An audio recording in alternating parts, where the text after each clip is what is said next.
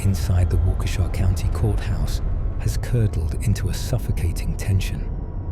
It is November 2022, and defendant Darrell Brooks stands alone behind the defense table, his eyes darting with a manic, performative intensity. He has spent weeks turning the proceedings into a chaotic theater of the absurd, convinced that his sovereign citizen rhetoric acts as a magic spell against the authority of the state. He raises his voice, interrupting Judge Jennifer Doro for the 100th time to challenge subject matter jurisdiction, a final, arrogant gambit designed to derail the sentencing phase. This is the collision point where unchecked malignant narcissism slams into the unyielding concrete of the judicial process. Brooks scans the room, expecting capitulation, but instead finds himself staring into the abyss of his own irrelevance. The camera catches the precise micro-expression of disbelief on his face as Judge Doro, finally stripping away her weeks of stoic patience, delivers a rebuke that dismantles his delusions with surgical precision. He believed his intellect placed him above the mechanism of the law, a predator toying with his prey, but the gavel is about to fall with crushing finality. To understand how a mass murderer arrived at this pinnacle of delusion, we must rewind to the morning the nightmare began. Before we continue with this disturbing case, please subscribe to our channel if you haven't already, and let us know in the comments where you're watching from. Your support is what allows us to continue bringing these important stories to light. To understand the inevitable collision between Theodore Robert Bundy and the Florida judicial system, one must first dismantle the mythology he painstakingly constructed around himself. Before he was the defendant acting as his own attorney, confidently lecturing Judge Edward Cowart in a Miami courtroom, he was a child navigating a labyrinth of deception in Philadelphia and later the Pacific Northwest. The genesis of his pathology, the clinical narcissism that would eventually convince him he could outmaneuver the death penalty, was not a sudden break from reality, but a slow, calcified accumulation of resentments and fabrications starting in the cradle. The psychological profile of the man who would later charm and dismember in equal measure begins with the fundamental erosion of identity. Born on November 24, 1946, at the Elizabeth Lund Home for Unwed Mothers in Burlington, Vermont, Ted was immediately thrust into a familial conspiracy. His mother, Eleanor Louise Cowell, brought him back to her parents' home in Philadelphia, where a corrosive fiction was established to save face in a conservative post-war society. Ted was raised to believe his mother was his sister, and his grandparents, Samuel and Eleanor Cowell, were his parents. This foundational lie, which he would not uncover until his adolescence, sowed a deep-seated distrust of reality and an understanding that appearances were more valuable than truth. Samuel Cowell, the patriarch of this distorted household, provided the first blueprint for the mask of sanity.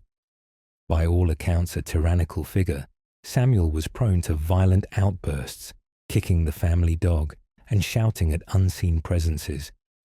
He was a man who demanded absolute submission, yet maintained a facade of suburban respectability as a gardener. Young Ted absorbed this dichotomy. It was in this environment that the first tangible red flag of future predation appeared. A family story recounts his Aunt Julia waking up from a nap to find the 3-year-old Ted standing by her bedside, smiling placidly. He had removed the knives from the kitchen drawer and arranged them around her sleeping body, blades pointing inward. It was a tableau of control, a chilling experiment in power over a vulnerable subject, dismissed at the time as a childish prank, but retrospectively glaring in its clinical implications. When Louise moved Ted to Tacoma, Washington, and married Johnny Bundy, the boy adopted the surname but rejected the man. Ted viewed his stepfather, a hospital cook, as beneath him. This snobbery was the early germination of his genius complex. Despite a mediocre economic standing, Ted began to cultivate an image of aristocracy. He wasn't merely a child of the working class. In his mind, he was a displaced prince awaiting his rightful elevation. This delusion of grandeur is a hallmark of the narcissistic personality disorder he would later embody. He did not seek to earn status through labor. He sought to acquire it through simulation. Throughout his adolescence, the fissure between Ted's public persona and his private compulsions widened. To his teachers and peers at Woodrow Wilson High School, he was articulate and well-mannered, albeit occasionally awkward. Beneath this veneer, the voyeuristic predator was taking shape. He became a peeping Tom, prowling the neighborhoods of Tacoma under the cover of darkness. This was not simple teenage curiosity. It was a tactical operation. He would later describe the sensation of spying on undressing women as a potent narcotic, a way to possess them without their knowledge. When the visual thrill waned, he turned to theft. He shoplifted not out of necessity, but for the thrill of outsmarting the store detectives. He stole ski equipment and clothing, dressing the part of the wealthy socialite he felt entitled to be. These were minor manipulative offenses, yet they served as a training ground for his high-stakes manipulation of the legal system years later. He learned that if he walked with confidence and spoke with authority, he could bypass the scrutiny applied to others. The development of his intellectual vanity crystallized during his university years. After a false start at the University of Puget Sound, he transferred to the University of Washington to study psychology. It is here that the myth of the genius law student began to take root in his own mind, long before he ever passed the bar. In reality, his academic record was inconsistent. He excelled only when the subject interested him, specifically in courses that allowed him to analyze the mechanics of the human mind. He treated psychology not as a path to healing, but as a manual for manipulation. He wrote papers on personality development while simultaneously constructing a false self to court Diane Edwards, a wealthy young woman from a prominent family who embodied the status he craved. The relationship with Edwards is critical to understanding the psychological armature he wore in court. When she ended the relationship, citing his lack of ambition and maturity, it triggered a narcissistic collapse. In response, Ted did not grieve. He plotted. He spent the next few years reconstructing himself into the precise image of the man she desired. He returned to school, worked on the re-election campaign of Governor Dan Evans, and cultivated connections with the Republican Party elite in Washington state. He obtained a psychology degree and gained acceptance to law school in Utah. This transformation was calculated and predatory. When he eventually won Edwards back, engaged her, and then abruptly ghosted her, it was an act of supreme malice. He had proven to himself that he could manipulate human emotions on a grand scale. He had outsmarted her. This victory reinforced his belief that he was intellectually superior to those around him, a conviction that would later prove fatal when applied to seasoned prosecutors. It was during this period of superficial success that the violence escalated. The shoplifting and voyeurism metastasized into abduction and murder. Yet, even as he began his reign of terror across the Pacific Northwest, he maintained the posture of a budding legal scholar. He worked at the Seattle Crime Prevention Advisory Commission, ironically writing a pamphlet for women on how to avoid rape. This proximity to law enforcement was not accidental. It was another layer of the mask. He enjoyed the proximity to the very system he was subverting. He sat in meetings with detectives, discussing crime trends, secretly delighting in the knowledge that he was the anomaly they could not catch. This fueled his omnipotence complex. He believed he was invisible, a predator camouflaged by a cardigan and a smile. However, the reality of his intellect was far less impressive than his self-perception. His acceptance into law school at the University of Utah was not a testament to brilliance, but to persistence and the effective use of influential recommendations from his political connections. Once enrolled, he was an indifferent student. He frequently skipped classes, unable to tolerate the rigid discipline required for legitimate legal scholarship. He was more interested in the aesthetics of being a lawyer than the substance of the law. He enjoyed the jargon, the suits, and the adversarial nature of the courtroom, but he lacked the foundational discipline. This gap between his actual legal acumen and his fancied expertise would become the central tragedy of his defense. He believed that because he could manipulate individuals, he could manipulate the mechanism of justice itself. The red flags from his tenure in Utah were ignored by those charmed by his facade.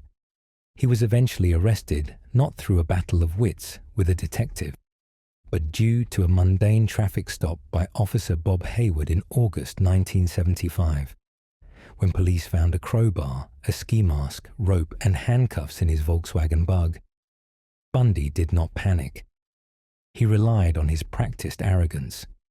He offered plausible, albeit thin, excuses. He believed that his status as a law student would inoculate him against suspicion. He viewed the police as blue-collar functionaries, intellectually beneath him, incapable of understanding the complexity of a mind like his. This arrogance was the bedrock of his psychological profile as he entered the legal arena. He did not see a judge as an arbiter of justice. He saw a father figure to be deceived, much like his grandfather or stepfather. He did not see prosecutors as adversaries. He saw them as intellectual inferiors to be outmaneuvered. The history of minor offenses, the theft, the spying, the emotional con artistry practiced on Diane Edwards, had taught him that the world was soft and malleable. He had never faced a consequence he could not charm or lie his way out of. As the walls closed in and the charges shifted from kidnapping to murder, the mask of sanity did not slip. It hardened. He began to view the courtroom as his stage. The genius complex, nurtured by years of getting away with minor transgressions, convinced him that he was the only person capable of saving his own life. He fired public defenders who saw the evidence clearly, preferring his own counsel because he could not accept a narrative where he was not the smartest person in the room. This was the psychological landscape of the man who stood before the bench, a pathological narcissist, rooted in a childhood of lies, fortified by a history of successful manipulation, and fatally deluded by an unearned belief in his own intellectual supremacy. He was ready to play the game of his life, unaware that the rules of a capital murder trial were immune to his charm. The night of May 6, 2013, in the quiet, semi-rural community of Ancaster, Ontario, began with the mundane normalcy that so often precedes catastrophic violence. Tim Bosma, a 32-year-old father and husband, had placed his Dodge Ram 3500 pickup truck for sale online. It was a simple transaction, a calculated financial decision to shift resources toward his growing family. He had cleaned the vehicle, taken photographs, and fielded inquiries. When the phone rang that Monday evening, it was just another potential buyer, or so it seemed. The voice on the other end was polite, interested, and ready to meet immediately. Tim told his wife, Charlene, he would be back shortly. He told her the two men coming to look at the truck seemed nice. He put on a jacket, walked out the front door, and vanished into the darkness of his own driveway. The events that transpired over the next hour were not a crime of passion, nor were they a robbery gone wrong. They were the opening moves of a meticulously constructed exercise in thrill killing, orchestrated by a man who viewed the legal system not as a deterrent, but as an intellectual puzzle he had already solved. Dellen Millard, the heir to a multi-million-dollar aviation dynasty, did not need a used truck. He did not need money. He possessed a staggering inheritance, a portfolio of properties, and a hangar full of vehicles at the region of Waterloo International Airport. What Millard craved was the experience of total dominion over another human being, a synthesis of theft and erasure. The investigation that launched the moment Charlene Bosma realized her husband wasn't coming back was immediately hampered by the calculated sterility of the crime. The perpetrators had arrived on foot, having parked their own vehicle at a distance to avoid license plate capture. They used a burner phone, a cheap, disposable device activated solely for this purpose, registered to a fake name. The digital footprint was meant to end the moment the trigger was pulled. Millard had spent months preparing for this specific type of operation, engaging in what he called missions with his accomplice, Mark Smish.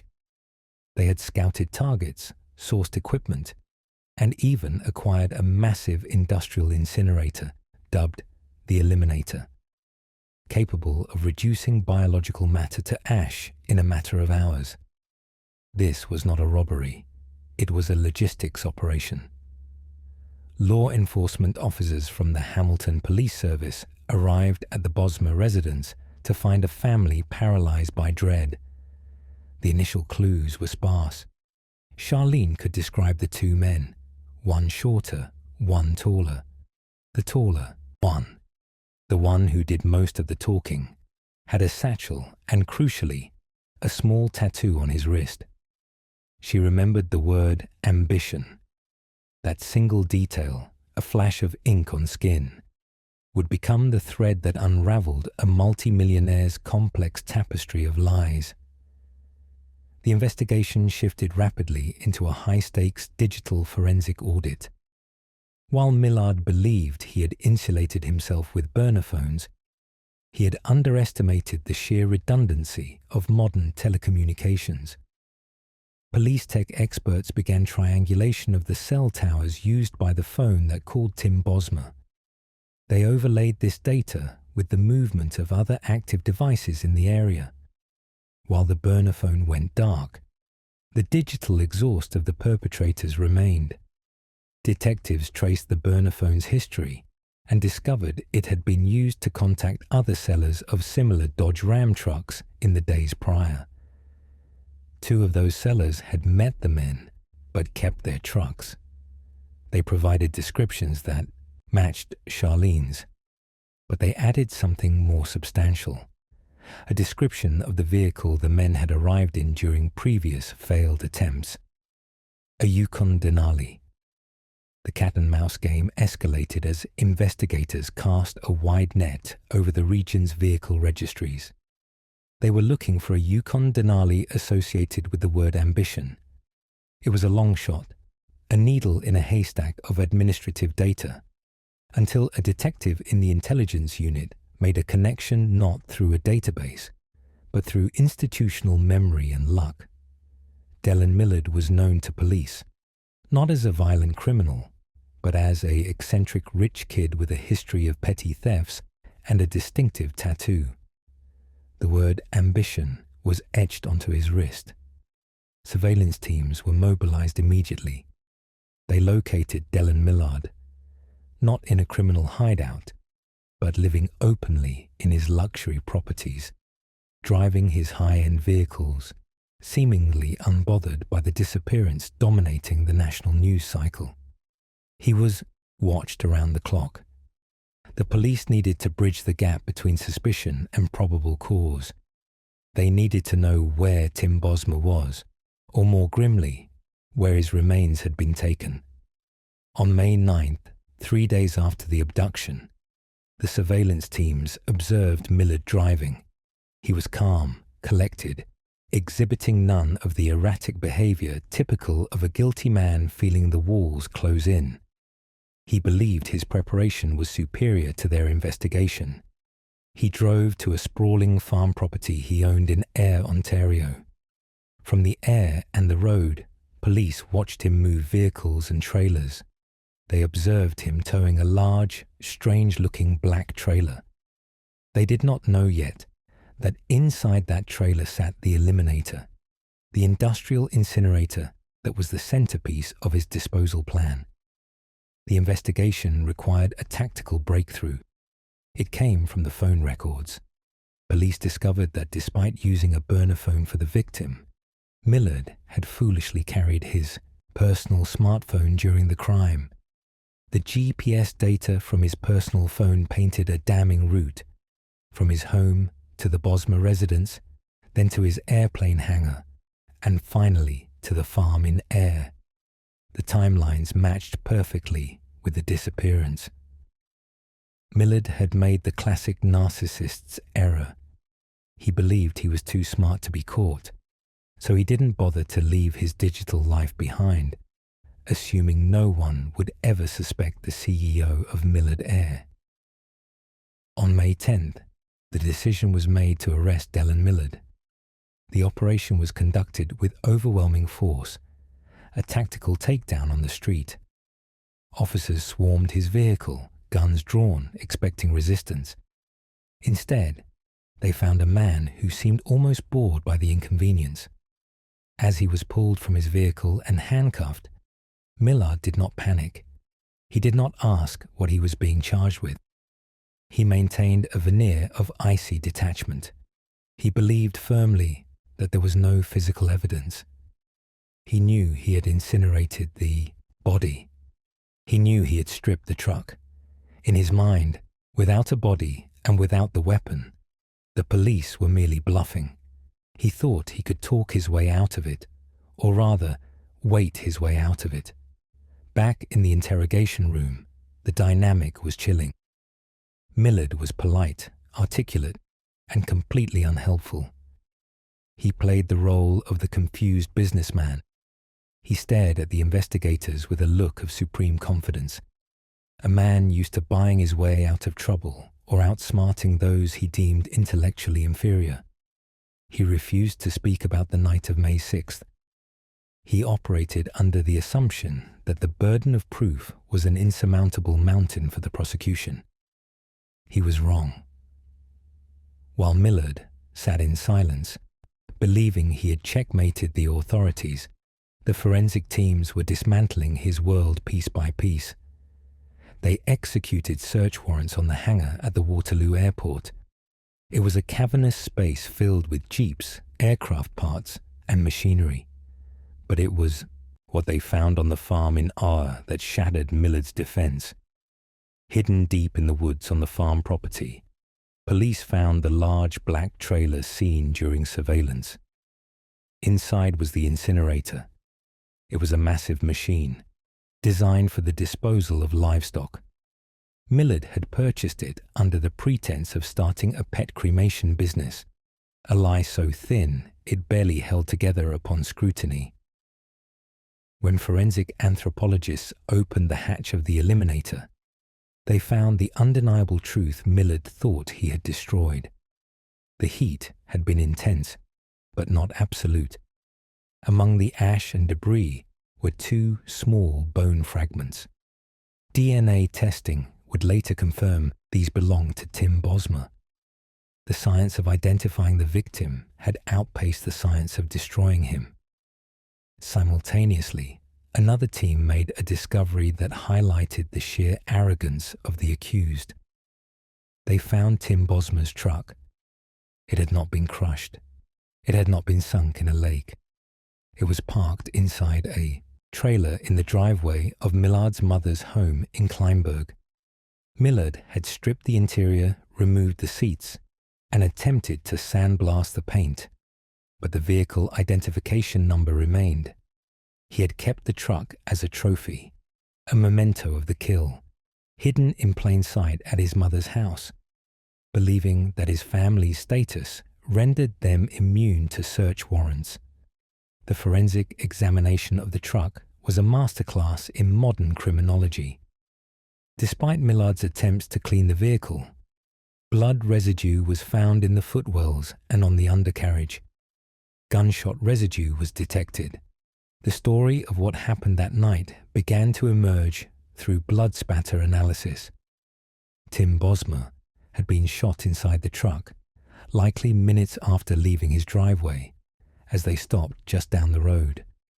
The thrill kill had occurred almost immediately. The drive to the hangar was a transport of a corpse. As the evidence mounted, Millard's cat and mouse game collapsed, but his arrogance did not. Even as he was charged with first-degree murder, he began plotting his legal strategy. He would eventually separate from his lawyers and choose to represent himself, convinced that he could out-argue the Crown prosecutors, charm the jury, and manipulate the judge. He spent his time in custody studying law books, not to understand his rights, but to find loopholes. He drafted letters to friends from his jail cell, attempting to coordinate false alibis and witness tampering, letters that were intercepted by authorities and added to the mountain of evidence against him. The investigation also reopened cold cases. The revelation of the incinerator and Millard's cavalier attitude toward human life led detectives to look backward. They re-examined the disappearance of Laura Babcock, a former girlfriend of Millard who had vanished a year prior. They looked into the death of Millard's own father, Wayne Millard, which had been ruled a suicide. The capture of Dellen Millard for the calculated crime against Tim Bosma pulled the thread on a serial killer who had been operating under the cover of wealth and privilege. The arrest of Dellen Millard was not the end of the psychological warfare. It was merely a change of venue. He transitioned from thinking he could outsmart the police on the streets to thinking he could outsmart the judge in the courtroom. He walked into his preliminary hearings with a smirk, a man who had murdered a stranger for the sheer rush of it, and who genuinely believed that his intellect would allow him to walk free. He viewed the bone fragments, the truck, and the phone records not as damning facts, but as narrative inconveniences he could explain away. The reality of his capture was a testament to the dogged persistence of the Hamilton Police Service and the forensic specialists who refused to accept the finality of the incinerator. They reconstructed a man from ash. They reconstructed a route from digital echoes. They found the truck that was never meant to be found. Millard had treated the murder of Tim Bosma like an engineering problem, a checklist of tasks to be completed. Acquire target, eliminate target, destroy evidence. He failed to account for the human element. The love of a wife who remembered a tattoo, the diligence of a detective who remembered a name, and the hubris that led him to keep the trophy of his crime. In the end, the ambition tattoo on his wrist became a grim irony. His ambition was to commit the perfect murder, to prove his superiority over the moral and legal constraints of society.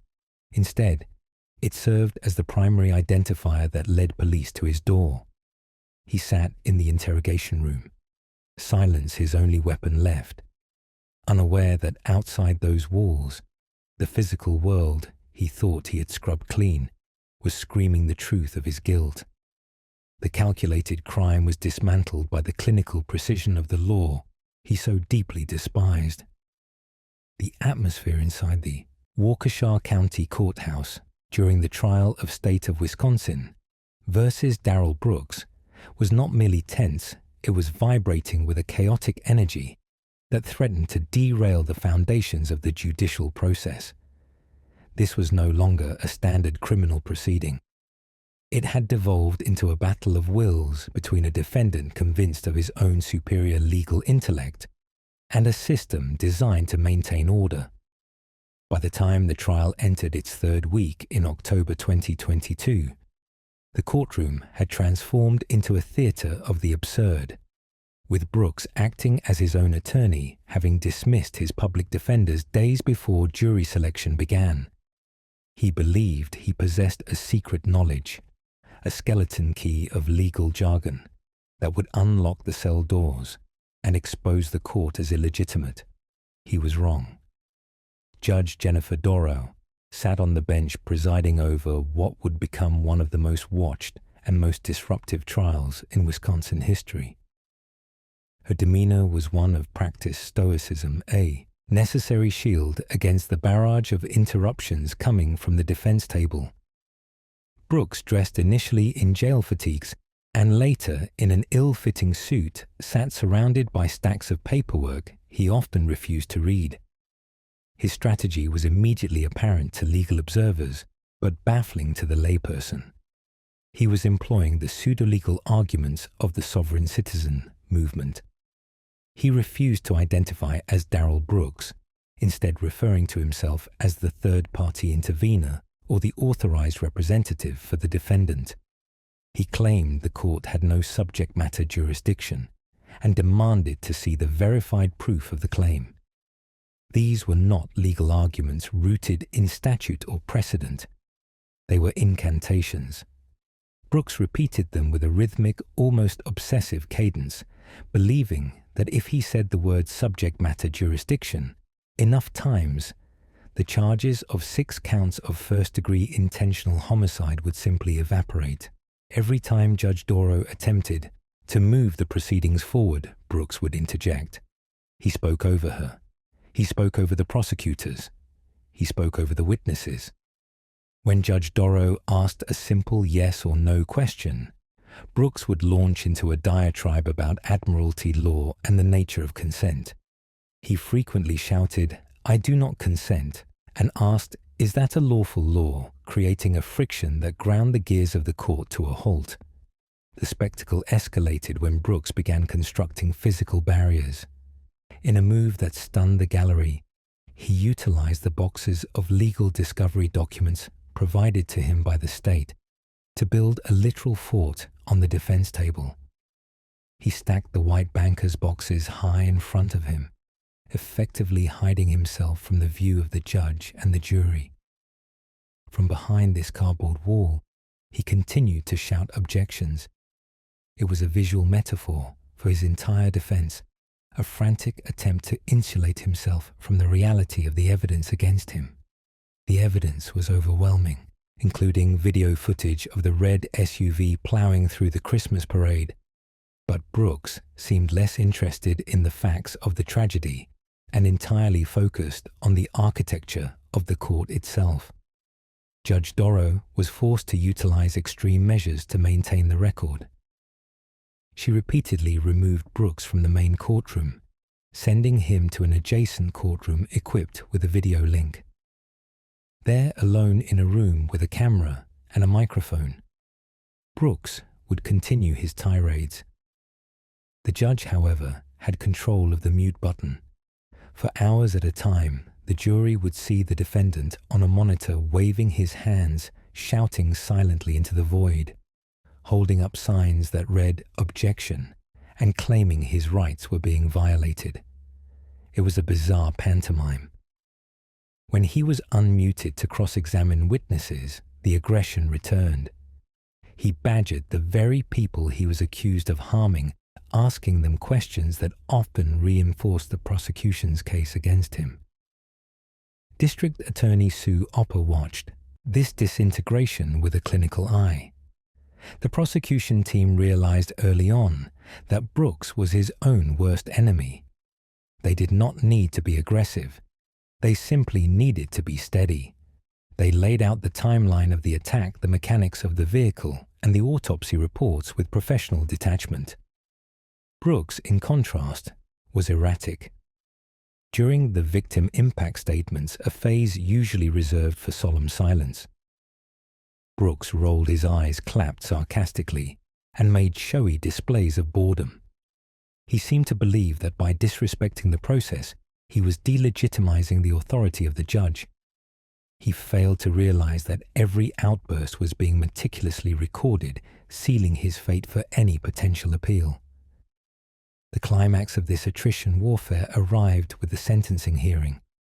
The jury had deliberated for less than 3.5 hours before returning guilty verdicts on all 76 counts. The speed of the verdict was a rebuke of Brooks' legal theories, but he remained undeterred. As the sentencing phase began, Brooks arrived with a new level of defiance. He argued for 2 hours regarding the court's jurisdiction before the judge could even begin the scheduled proceedings. He demanded to know the nature of the claim. He demanded to know if the judge was a public servant. He demanded to know if she had a claim against him. Judge Dorrow, who had displayed an almost superhuman level of patience for weeks, finally began to dismantle the theatre Brooks had constructed. She did not do this by shouting. She did it with the cold, hard weight of the law. She methodically addressed his sovereign citizen arguments, noting for the record that they had no basis in law. She cited the specific statutes that gave the court jurisdiction. She explained clearly and firmly that his consent was not required for the state to prosecute him for mass murder. She stripped away the magic words, leaving Brooks with nothing but the facts of his crimes. Brooks was given the opportunity to speak before his sentence was handed down. What followed was a rambling 2-hour monologue that offered no remorse, no apology, and no acknowledgement of the 6 lives lost or the dozens injured.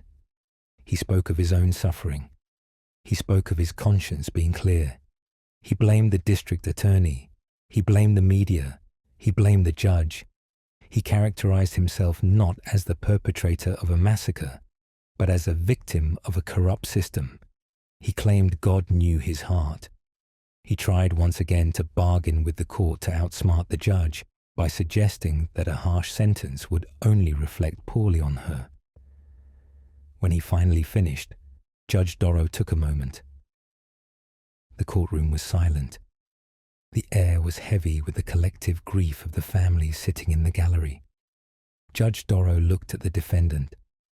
Her voice wavered slightly with emotion as she acknowledged the victims, but when she turned her attention to Brooks, the steel returned. She looked directly at him and dismantled the persona he had tried to project.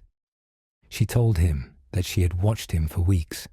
She noted his attempts to derail the trial, his disrespect for the court, and his complete lack of empathy. She described his actions as the definition of evil. "You have absolutely no remorse," she told him. "You have absolutely no empathy for anyone but yourself." She pointed out that his arguments regarding jurisdiction were nonsensical attempts to avoid accountability. She rejected his narrative of victimhood. She made it clear that he had not outsmarted anyone. He had simply revealed his true character to the world. The judge noted that Brooks had tried to use the legal system as a weapon against the victims and the court, but that the system had held. The record had been made. His rights had been protected not because he deserved it, but because the integrity of the law demanded it. Then came the sentence. Judge Dorrow did not rush. She went through each of the 76 counts individually. For the 6 counts of first-degree intentional homicide, she imposed the mandatory sentence of life imprisonment. But she went further. She ordered that the sentences be served consecutively, one after the other. She wanted to ensure that there was no mathematical possibility, no theoretical loophole that would ever allow Darrell Brooks to breathe free air again. Count 1, life imprisonment. Count 2, life imprisonment. Count 3, life imprisonment. The repetition was rhythmic, a drumbeat of finality. Brooks tried to interrupt again, tried to interject one last objection, but the power had shifted completely. He was no longer the ringmaster of the circus. He was a convict. Judge Dorrow continued stacking the years. For the reckless endangerment charges, she added hundreds of years to the tally. By the time she finished, she had sentenced him to 6 consecutive life terms, plus an additional 762 years of confinement. It was a crushing total. It was a symbolic annihilation of the defendant's future. Judge Dorrough looked at Brooks one last time. She ordered the restitution. She advised him of his right to appeal, a formality she delivered with the same precision as the sentence itself. Brooks rolled his eyes and looked at the ceiling, muttering to himself. But the box fort was gone. The mute button was no longer necessary. The jurisdiction of the court had been established not by his consent, but by the judgment rendered. As the deputies moved in to handcuff him for transport, Brooks attempted a final act of defiance, staring down the camera. But the feed was cut. The judge stood up, and the gallery rose with her. The noise of the circus had finally ceased, replaced by the quiet gravity of justice.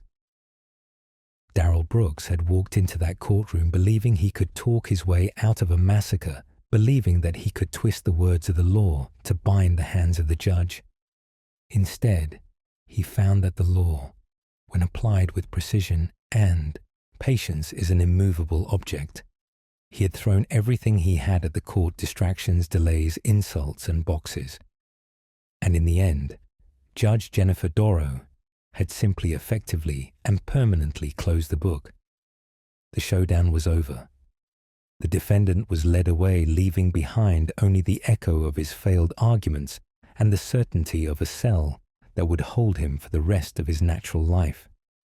The heavy steel doors of the Wisconsin Secure Program facility in Boscobel shut with a finality that no legal argument could undo. For Darrell Brooks, the transition from the chaotic theater of the Waukesha County courthouse to the sterile silence of a supermax prison cell marked the abrupt end of his performance. Throughout the proceedings, Brooks had operated under the delusion that he could manipulate the machinery of the justice system through sheer volume, interruption, and pseudo-legal rhetoric. He believed that repeating the phrase subject matter jurisdiction enough times would somehow dismantle the authority of the court.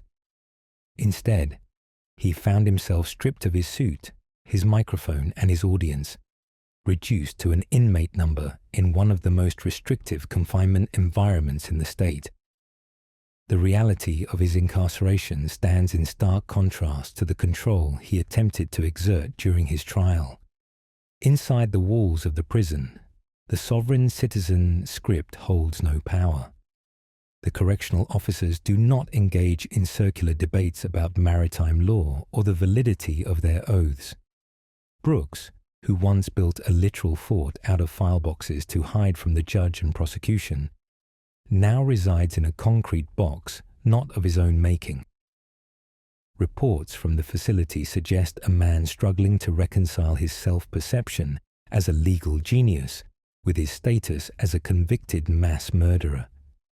The narcissistic supply he fed upon during the televised trial, the attention of the gallery, the frustration of the judge, the shock of the world, has been severed.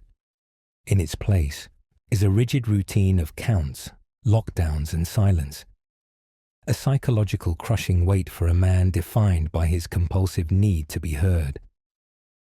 For the community of Waukesha, the silence that followed the sentencing was not oppressive but restorative. The psychological toll of the trial had been immense.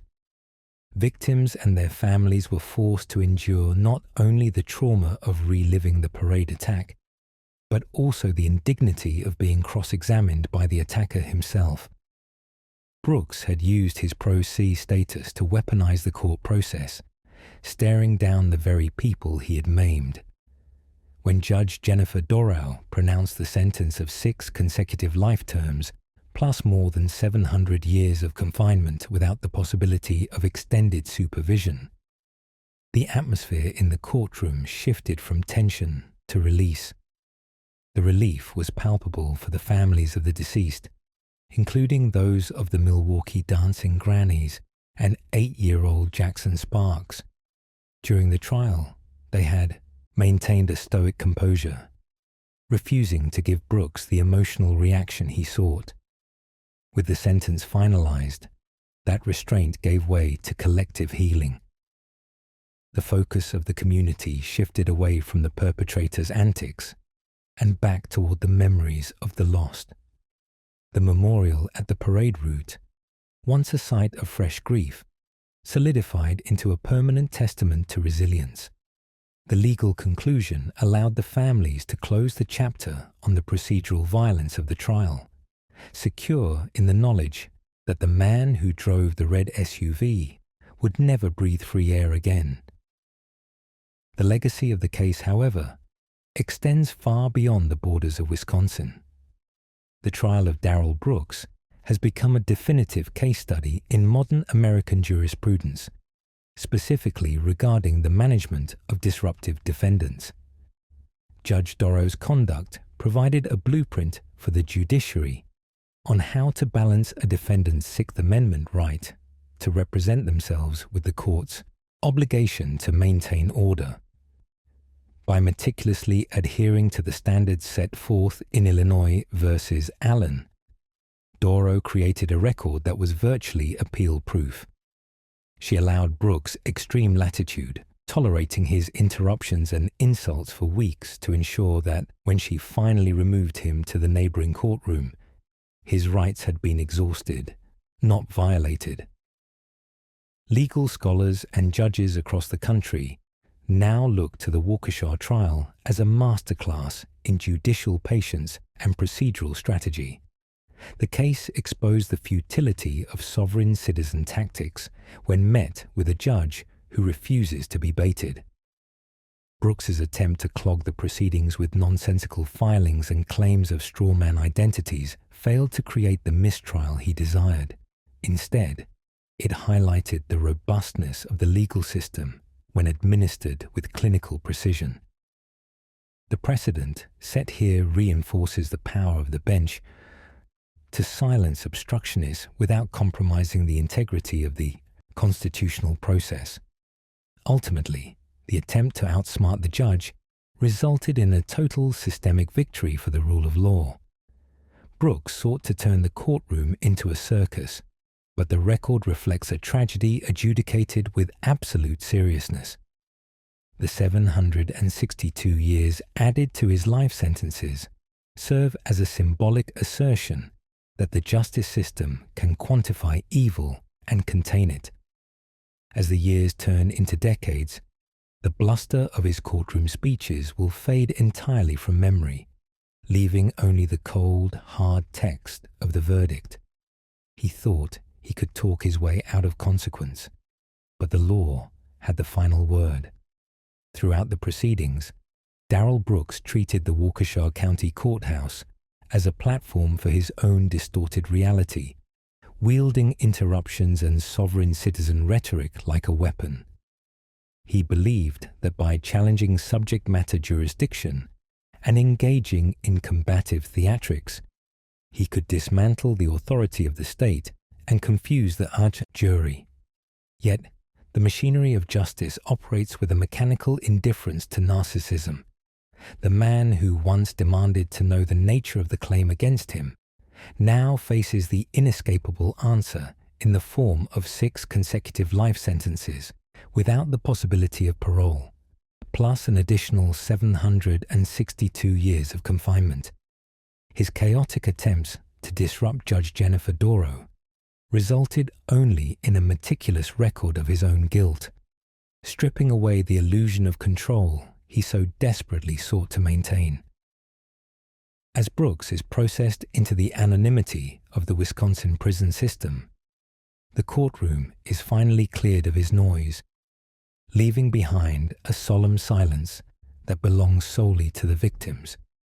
Virginia Sorensen, Leanna Owen, Tamara Durand, Jane Coolidge, Wilhelm Hospel, and 8-year-old Jackson Sparks are no longer footnotes in a defendant's spectacle, but the enduring focus of the tragedy.